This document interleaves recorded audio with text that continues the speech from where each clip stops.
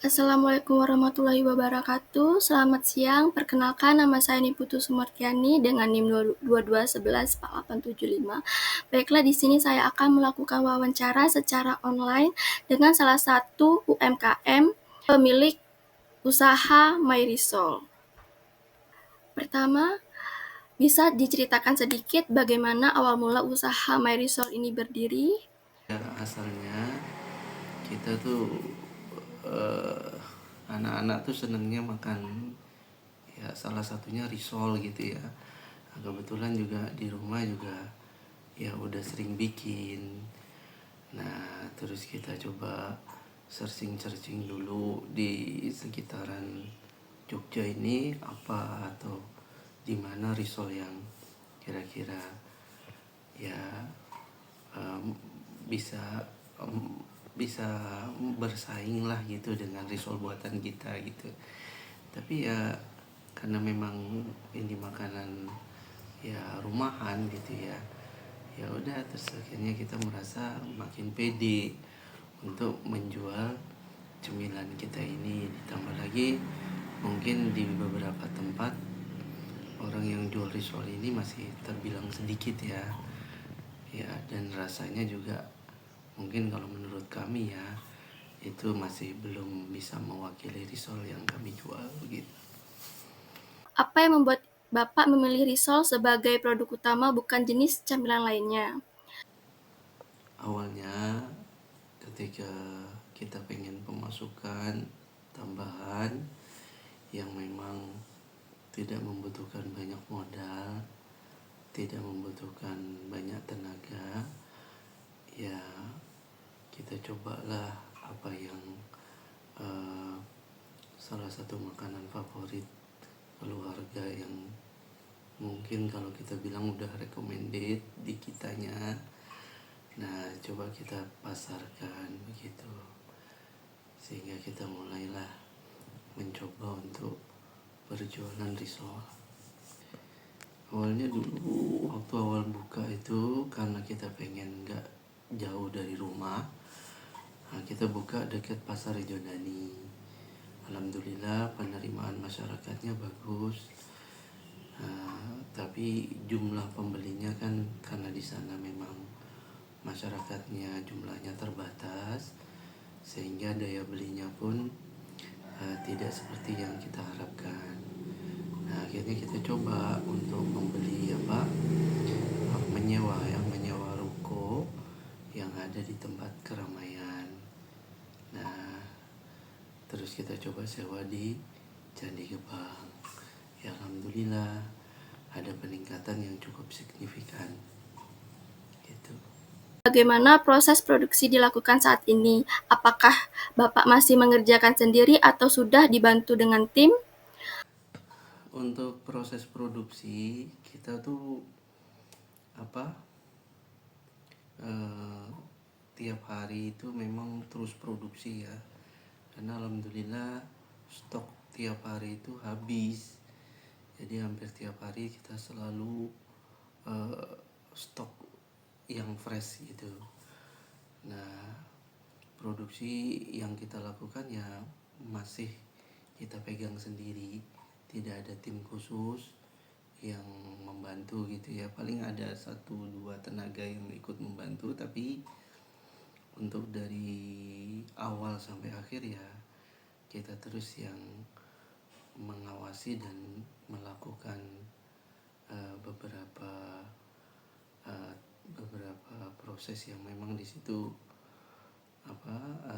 kadang-kadang kita belum bisa kasih ke orang lain karena terkait dengan kualitas dan peningkatan mutu dari produk kita begitu. Selama menjalankan usaha ini, tantangan terbesar apa yang perlu Bapak hadapi? Kalau tantangan ketika dagang ya biasanya ya kita harus benar-benar punya konsistensi ya dalam pengaturan waktu supaya jadwal-jadwal kita dagang itu tetap sesuai dengan jadwal yang sudah kita umumkan gitu.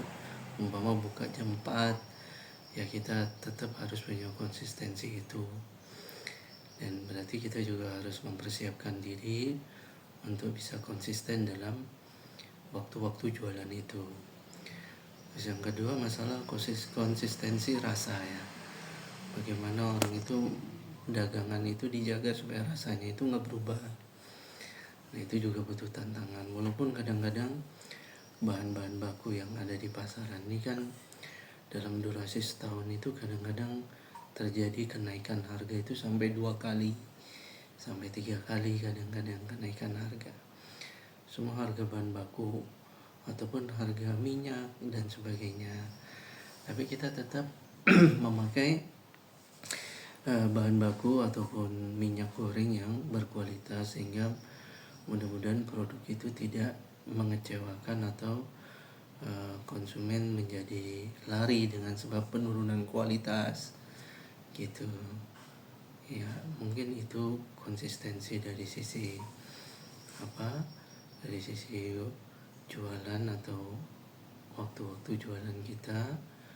Nah, kemudian konsistensi dari menjaga kualitas barang atau produk kita gitu. Apa keunikan dari Marisol yang membuatnya berbeda dari risol lain di pasaran? Kalau masalah keunikan itu gimana ya? Karena itu memang resep keluarga, jadi kita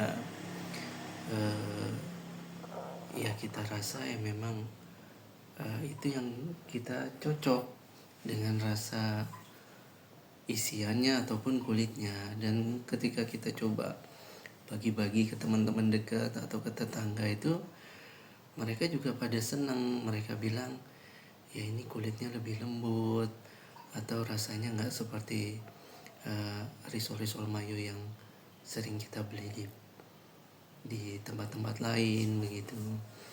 Nah ada juga yang ya yang mengatakan yang tadinya nggak suka risol mayo, tapi setelah kita coba cicipin risol kita itu ya jadi suka. Bahkan anak-anak juga seperti itu, yang tadinya anaknya nggak suka risol mayo jadi suka gitu ya. Entah mungkin karena memang di situ ada resep keluarga dan kita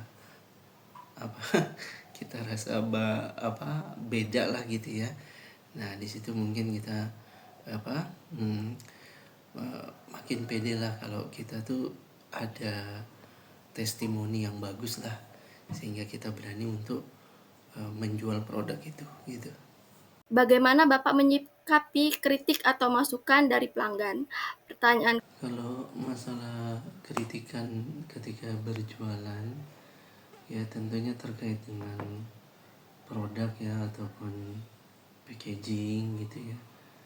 Ya pada intinya kita menerima masukan-masukan itu, kita terima, dan memang tujuan kita adalah memperbaiki kualitas dan memang untuk sebagai pembelajaran ya, pembelajaran kita supaya pengalaman ini tidak terulang gitu ya. Maka itu akan tetap kita perbaiki semaksimal yang kita bisa. Ya, ada beberapa kasus-kasus yang memang di situ ada perbaikan ya, seperti umpama kulitnya ketebelan atau kulitnya ketipisan atau apa yang semisal dengan itu ya, tentunya kita improve, kita lakukan improvisasi sehingga kita menjadikannya menjadi feedback yang positif gitu ya, supaya nanti outputnya atau hasil dari produk kita itu makin lebih berkualitas begitu. Pertanyaan ke-9, apa pesan Bapak untuk para pelaku UMKM lain yang sedang merintis usaha dari nol? Ya kalau untuk pelaku-pelaku UMKM ya karena memang ini usaha berdagang, butuh telaten ya, butuh kesabaran. Kadang-kadang hujan, kadang-kadang mahasiswa libur, kadang-kadang banyak saingan yang ada di sekeliling kita.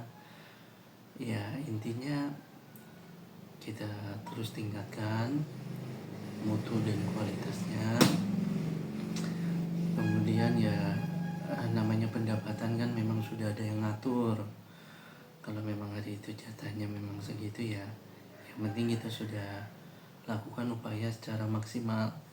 Bagaimana kita proses berdagang itu tentunya dengan dengan produk-produk yang sudah kita improve ya. Kemudian kita juga melakukan hal-hal yang memang di situ membantu atau mendorong kinerja kemajuan usaha kita begitu.